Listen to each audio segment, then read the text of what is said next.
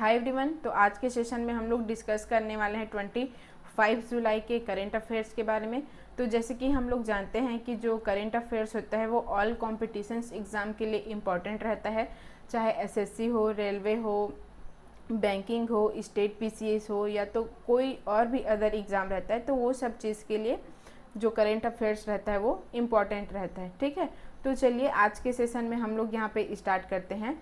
Glasgow 2026 राष्ट्रमंडल खेलों में भारत का ध्वजवाहक कौन है? ठीक है, जो राष्ट्रमंडल खेल हुआ है, जो स्पोर्ट्स हुआ है, और वो कहाँ, तो वो ग्लासगो में हुआ है अभी 2026 में। तो जो भारत का फ्लैग बीरियर, ठीक है, फ्लैग बीरियर है वो कौन है, यहाँ पे पूछा है। तो वो है मीराबाई चानू। ठीक है, जो भारत का ध्वजवाहक है राष्ट्रमंडल खेलों में। तो फिर यहाँ पे इससे रिलेटेड कुछ जानकारी दी गई है, उसको देखते हैं। तो जो ये इवेंट है वो कहाँ, तो वो इवेंट का नाम क्या है? तो वो है राष्ट्रमंडल खेल, जो कि अभी 2026 में हुआ है। और जो इसका मेज़बान सिटी है, होस्ट सिटी है, वो कौन सा है? तो वो है ग्लासगो, जो कि स्कॉटलैंड पे है। और इसका ओपनिंग सेरेमनी कब हुआ है इस इवेंट का? तो वो है 23 जुलाई 2026 को। ठीक है, और फिर जो इसका ध्वजवाहक महिला है, जो ध्वजवाहक बनी है भारत की जो महिला है, तो वो है मीराबाई चानू, जो भी ओलंपिक रजत पदक विजेतक है। ठीक है, और फिर इसके बाद की एक और महिला है जो कि लवलीना बोरगोहेन है, जो कि ओलंपिक कांस्य पदक विजेता है मुक्केबाजी की। और जो ये मीराबाई चानू है वो वेट लिफ्टिंग की है। ठीक है, और फिर यह कौन सा एडिशन है जो ये इवेंट हुआ है? वो है 23 एडिशन है। ठीक है, जो राष्ट्रमंडल खेल है, कॉमनवेल्थ गेम्स है, उसका 23 एडिशंस है। और जो इसमें कितने देश यहाँ पे, जो कितने कंट्रीज़ यहाँ पे इस गेम्स में पार्टिसिपेट किए थे? तो वो थे 74 कंट्रीज़, जिसमें कि इंडियन कॉन्टिजेंट इसमें लगभग 125, ठीक है, 125 एथलीट्स थे, जो कि पैरा खेलों सहित 13 खेलों में भाग ले रहे हैं। ठीक है, तो फिर यहाँ पे आगे देखते हैं हम लोग नीति आयोग। ठीक है, नीति आयोग के मुख्य कार्यकारी अधिकारी सीईओ के रूप में किसे नियुक्त किया गया है? ठीक है, तो यहाँ पे नीति आयोग है, तो वहाँ पे सीईओ के रूप में यहाँ पे एक किसी का नियुक्त किया गया है। तो वह कौन है? तो वो है अनुराग जैन। ठीक है, जो कि ये 1989 के बैच में, ठीक है, जो 1989 के बैच थे उसमें वे आईएएस के वरिष्ठ अधिकारी थे, भारतीय प्रशासनिक सेवा, ठीक है, उसके वरिष्ठ अधिकारी थे। और यह मध्य प्रदेश कैडर से संबंधित है। ठीक है, ये कहाँ से संबंधित है? तो यह मध्य प्रदेश कैडर से संबंधित है। ठीक है, फिर यहाँ पे और जो ये इसकी नियुक्ति है वो मंत्रिमंडल की नियुक्ति समिति द्वारा 2 वर्षों के कार्यकाल के लिए किया गया है। तो यहाँ पे चलिए आगे देखते हैं इससे रिलेटेड। तो जो यहाँ पे सीईओ के रूप में यहाँ पे जो यहाँ पे नियुक्त किया गया है, तो उसका नाम क्या है? तो वो है अनुराग जैन। और इसका कौन से पोस्ट के लिए, कौन से पोजीशन के लिए? तो सीईओ नीति आयोग के। ठीक है, और इसकी जो अपॉइंटमेंट की डेट थी वो क्या थी? तो वो है 22 जुलाई 2026। और जो इसका कार्यकाल है वो कितने साल के लिए है? तो है यहाँ पे 2 साल के लिए है। जो यहाँ पे जो शपथ ग्रहण किए हैं, कार्यभार ग्रहण किए हैं, उस तारीख से लेके 2 साल तक की है। ठीक है, फिर जो इसको किसके द्वारा नियुक्त की गई है? तो ये है यहाँ पे मंत्रिमंडल की नियुक्ति समिति द्वारा इसको अपॉइंट की गई है। और जो यह 1989 बैच के एक भारतीय प्रशासनिक सेवा मतलब आईएएस अधिकारी है। तो यह मध्य प्रदेश कैडर से यहाँ पे संबंधित है। ठीक है, और जो इसका प्रीवियस पोजीशन था वो क्या था? इसमें जो सीईओ बनने से पहले इसका प्रीवियस पोजीशन क्या था? तो वो थे मुख्य सचिव मध्य प्रदेश सरकार से। ठीक है, मध्य प्रदेश सरकार के यहाँ पे मुख्य सचिव थे। और फिर जो यहाँ पे जो अभी अनुराग जैन से पहले यहाँ पे सीईओ के पोजीशन में कौन थे? तो यहाँ पे थे BVR सुब्रमण्यम। ठीक है, BVR सुब्रमण्यम थे यहाँ पे सीईओ के पोस्ट पे नीति आयोग के। और जो नीति आयोग के वहाँ पे उसके जो अध्यक्ष है वो कौन है? चेयरपर्सन यहाँ पे, तो वो है प्रधानमंत्री नरेंद्र मोदी। ठीक है, नीति आयोग के चेयरपर्सन को है कौन है? तो वो है प्रधानमंत्री नरेंद्र मोदी। तो फिर यहाँ पे हम लोग आगे देखते हैं, तीसरा चरण 6 जल विद्युत परियोजना, ठीक है। तीसरा स्टेज 6 हाइड्रो इलेक्ट्रिक प्रोजेक्ट किस राज्य में स्थित है, ठीक है।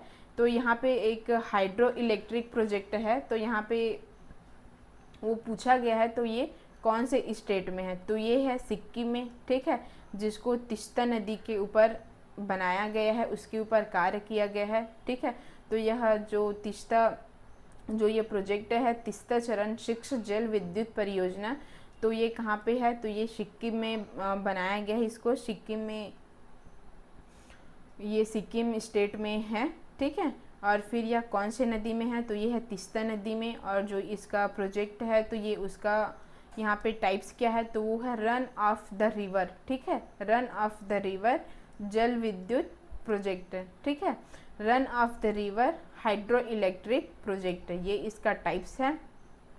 और तो यहाँ पे ये कितने हाइड्रो इलेक्ट्रिक यहाँ पे इसकी कैपेसिटी क्या है, यहाँ पे हाइड्रो इलेक्ट्रिक की कैपेसिटी यहाँ पे क्या है, कितना यहाँ पे उत्पादन कर सकता है, तो है 500 मेगावाट, ठीक है। तो जहाँ पे 4 टरबाइन है, तो जो 4 टरबाइन है वो प्रत्येक 125 मेगावाट यहाँ पे जनरेट करेगा, ठीक है। और जो इसकी एजेंसी है तो उस एजेंसी का नाम क्या है, तो वो है NHPC लिमिटेड, ठीक है, उस एजेंसी का नाम है जिन्होंने ये प्रोजेक्ट का जो कार्यान्वयन है तो वो है, वो एजेंसी ये है NHPC लिमिटेड, ठीक है। जो कि इसकी लोकेशन क्या है, जो ये प्रोजेक्ट है उसकी लोकेशन क्या है, तो वो है शिरवानी क्षेत्र, दक्षिण सिक्किम में, ठीक है। और जो यहाँ पे इसको कब यहाँ पे अप्रूवल किया गया इस प्रोजेक्ट को, तो वो है 7 मार्च 2019 को। और इसका पर्पस क्या है इस प्रोजेक्ट को करने का, इस प्रोजेक्ट को बनाने का, तो उसमें है जल विद्युत उत्पादन तथा बिजली की अधिकतम मांग को पूरा करना है, ठीक है। जो जल विद्युत का उत्पादन करना और जो बिजली की अधिकतम मांग है उसको पूरा करना, इसका पर्पस है इस प्रोजेक्ट का, ठीक है। तो फिर यहाँ पे आगे ये इसका इम्पोर्टेंस भी दिया है और यहाँ पे समसामयिक घटना दिया है, तो इसको आप लोग यहाँ पे देख लीजिएगा। तो फिर यहाँ पे आगे देखते हैं, हाल ही में विदेशी अंशदान संशोधन विधेयक 2026 किस अधिनियम में संशोधन करने का प्रस्ताव करता है, ठीक है। तो यहाँ पे एक विदेशी अंशदान संशोधन विधेयक है जो कि 2026 में हो रहा है, तो यह किस अधिनियम में संशोधन करने का प्रस्ताव करता है, तो यह किस अधिनियम में संशोधन करने का प्रस्ताव करता है, तो ये है विदेशी अंशदान विदेशी विनियमन, ये अधिनियम, ठीक है, ये अधिनियम का नाम है जहाँ पे ये संशोधन करने का प्रस्ताव करता है। फिर यहाँ पे आगे देखते हैं इससे रिलेटेड जो ये विधेयक है उसका नाम क्या है, तो ये है विदेशी अंशदान विनियम संशोधन विधेयक, ठीक है। जहाँ पे ये इस अधिनियम में क्या है, जहाँ पे विदेशी अंशदान संशोधन विधेयक है जो कि किसके द्वारा ये अधिनियम संशोधन करने का प्रस्ताव करता है, तो यह विदेशी अंशदान अधिनियम, ठीक है।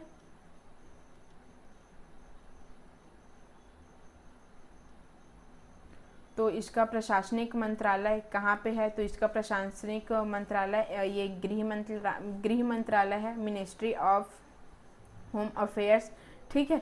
और ये जिस अधिनियम में संशोधन का प्रस्ताव है तो वो कौन सा अधिनियम है, तो ये है विदेशी अंशदान अधिनियम जो कि 2010 के अकॉर्डिंग है, ठीक है। और जो इसमें ये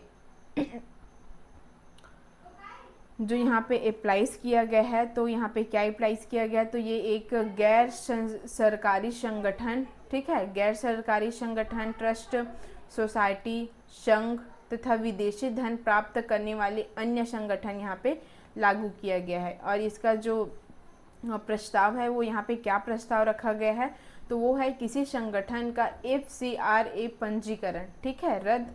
यहाँ पे जो कोई भी संगठन है उसका FCRA पंजीकरण यहाँ पे रद्द और समर्पित या समाप्त होने पर उसकी विदेशी वित्त पोषित परिसंपत्तियों की अभिरक्षा के लिए एक नामित प्राधिकरण का यहाँ पे गठन किया गया है। ठीक है, और फिर उसके बाद यहाँ पे जो यहाँ पे मूल FCRA अधिनियम वो कब लागू हुआ है, तो वो 2010 में लागू हुआ है। ठीक है, जो इसका पिछला जो प्रमुख संशोधन था वह क्या था, तो वह है विदेशी अंशदान संशोधन अधिनियम, जो कि 2020 में इसको किया गया है। ठीक है, जो ये विधेयक वाला है वो 2010 के अकॉर्डिंग में किया गया था, और जो ये अभी पिछला जस्ट अभी पीछे में जो संशोधन किया गया है वो 2020 के अकॉर्डिंग यहाँ पे संशोधन किया गया है। तो फिर यहाँ पे आगे देखते हैं, यूनाइटेड किंगडम के पहले कृत्रिम बुद्धिमत्ता, ठीक है, मतलब यूनाइटेड किंगडम के फर्स्ट आर्टिफिशियल इंटेलिजेंस मिनिस्टर के रूप में किसे नियुक्त किया गया है। ठीक है, तो फर्स्ट आर्टिफिशियल मिनिस्टर के रूप में कनिष्क नारायण को यहाँ पे नियुक्त किया गया है।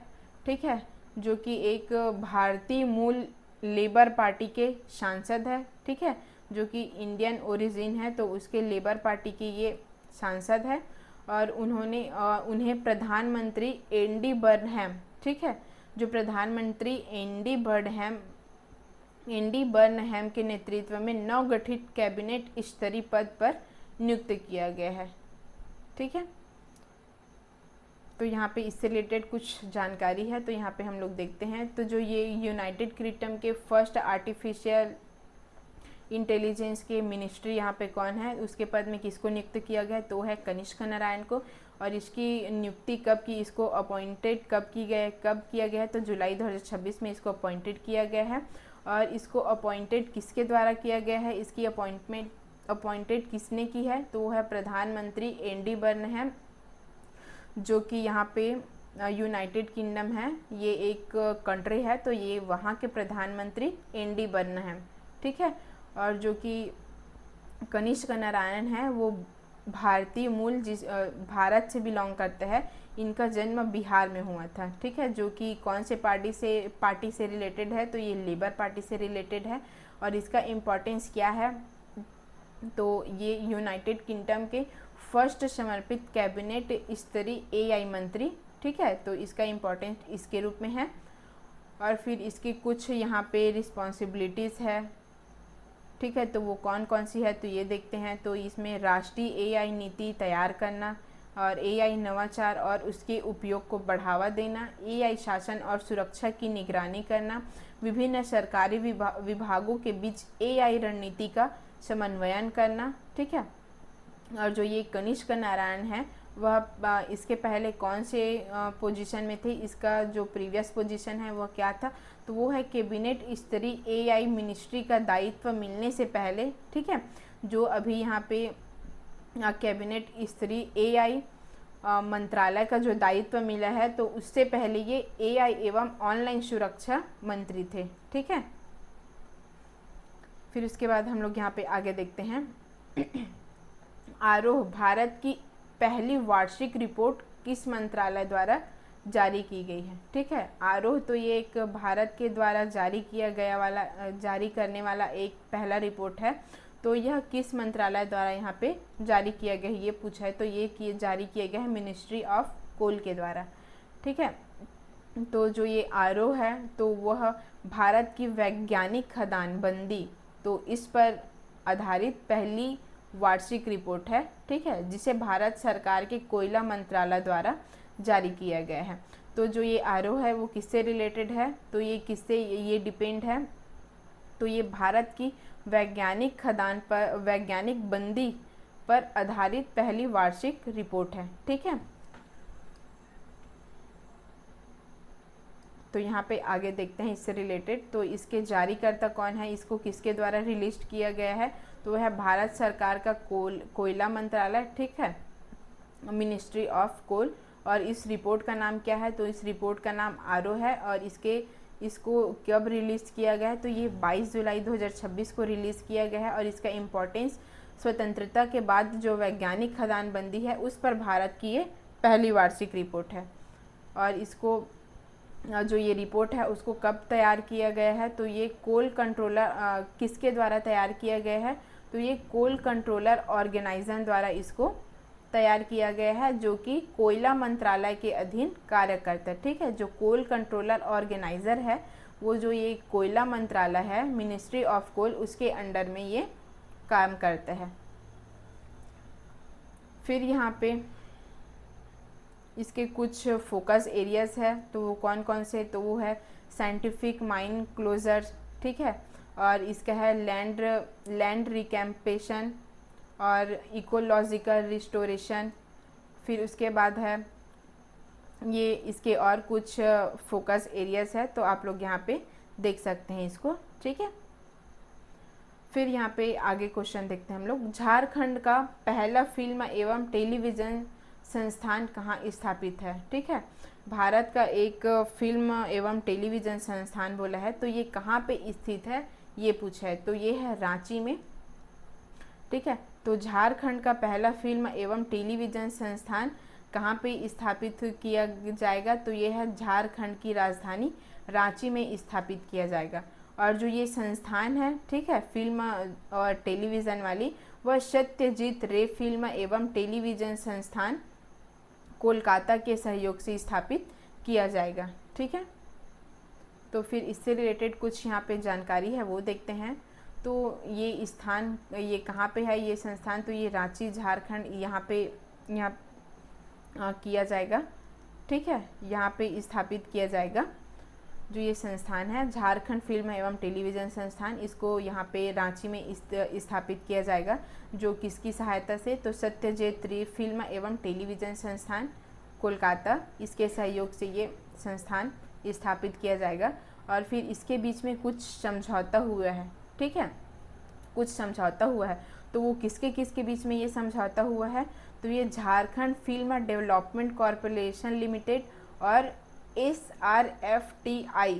ठीक है, जो ये Jharkhand film development corporation limited है और ये SRFTI है, जो ये दोनों हैं, उसके बीच में ये समझौता हुआ है। ठीक है, और तो फिर ये किसकी उपस्थिति में हुई है, यहाँ किसके प्रेजेंस में ये समझौता हुआ है इस संस्थान के लिए, तो है यहाँ वहाँ के मुख्यमंत्री, ठीक है, झारखंड के चीफ मिनिस्टर हेमंत सोरेन के प्रेजेंस में हुआ है।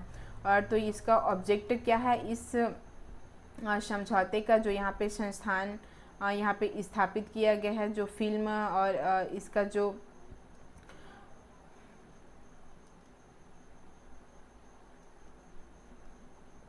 ठीक है, तो यहाँ पे हम लोग क्या देख रहे थे, जो फिल्म और जो टेलीविज़न संस्थान है, तो इसको स्थापित करने का इसका ऑब्जेक्ट क्या है, तो ये फिल्म निर्माण, television production, animation, digital media और OTT करेंट निर्माण के लिए कुशल पेशेवर तैयार करना, ये इसका ऑब्जेक्ट है। ठीक है, फिर इससे रिलेटेड कुछ इनिशियल कोर्स है, तो उसको देखते हैं यहाँ पे। तो वो है sound design, film editing, animation, script एवं स्क्रीन प्ले यहाँ पे राइटिंग, और है सिनेमाटोग्राफी। ठीक है, सिनेमाटोग्राफी, डायरेक्शन, फिल्म प्रोडक्शन, तो ये सब इसके इनिशियल कोर्स है। ठीक है, तो यहाँ पे फिर हम लोग आगे देखते हैं। तमिलनाडु का पहला पूर्णतः संचालित जलवायु लचीला गांव कौन सा बना है? ठीक है, तो यहाँ पे तमिलनाडु में प्रथम ऐसे गांव बने हैं जो कि पूर्णतः संचालित जलवायु लचीला गांव बना है, तो वह गांव कौन सा है, तो वो है किल्लाई। ठीक है, तो ये किल्लाई है जो कि उस गांव का नाम है, जो कि तमिलनाडु का पहला पूर्णतः संचालित जलवायु लचीला गांव बना है। ठीक है, तो इस पहल को तमिलनाडु जलवायु परिवर्तन मिशन के तहत विकसित किया गया। ठीक है, इसको किसके द्वारा विकसित किया गया है, तो यह है तमिलनाडु जलवायु परिवर्तन मिशन, इसके द्वारा इसको विकसित किया गया है। फिर इसका उद्देश्य क्या है? ठीक है, तो इसका उद्देश्य जलवायु परिवर्तन के प्रति समुदाय की अनुकूलन क्षमता को मजबूत करना है, इसका उद्देश्य है। जो संचालित जलवायु लचीला गांव बना है तमिलनाडु का, जो किल्लाई, उसका उद्देश्य ये है। ठीक है, जलवायु परिवर्तन के प्रति समुदाय की अनुकूलन को मजबूत बनाना। तो फिर यहाँ पे आगे देखते हैं। ठीक है, जो कि इसका घोषणा कब किया गया था, तो यह 22 जुलाई 2026 को घोषणा किया गया था कि तमिलनाडु का पहला पूर्णतः संचालित जलवायु लचीला गांव किल्लई, तो ये उसके बारे में यहाँ पे घोषणा किया गया था 22 जुलाई 2026 को। और यह कौन से मिशन के अंडर में आता है, तो ये अंडर में आता है तमिलनाडु जलवायु परिवर्तन मिशन।